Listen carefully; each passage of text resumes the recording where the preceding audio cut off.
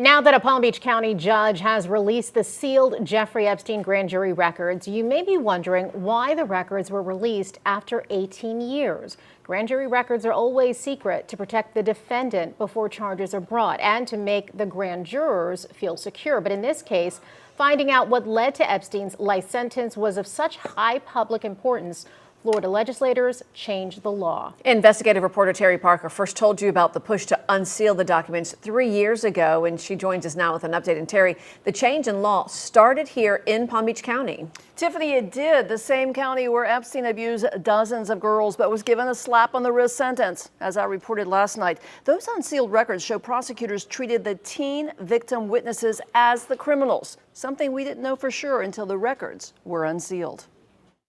In 2006, Palm Beach police presented a strong case of underage sex trafficking by Epstein to the Palm Beach County State Attorney. But Epstein ended up with only a misdemeanor conviction and just 13 months on work release.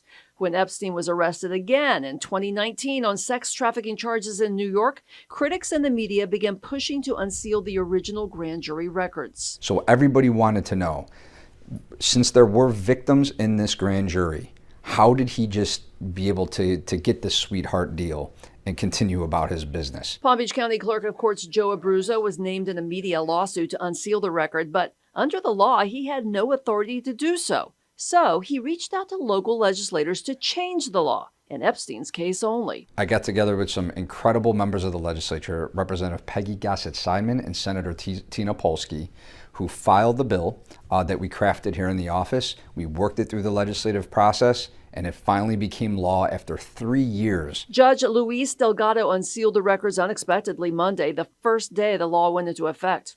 The records reveal prosecutors brought in just 2 of the 24 victims, one of them only 14 when abused, and the prosecutors painted the teams as prostitutes, drug users, and criminals, and seemed to give Epstein a pass. The prosecutors almost acted as if they were Jeffrey Epstein's defense attorneys.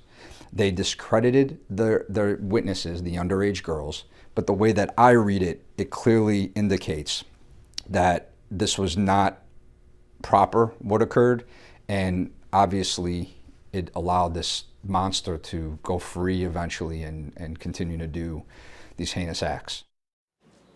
Former and now retired State Attorney Barry Krischer has never explained why, when presented with evidence that Epstein had raped 2 underage girls and abused dozens more, he backed off of any felony charge. When I called him for comment last night, he hung up and did not return my call. Terry Parker, WPBF 25 News.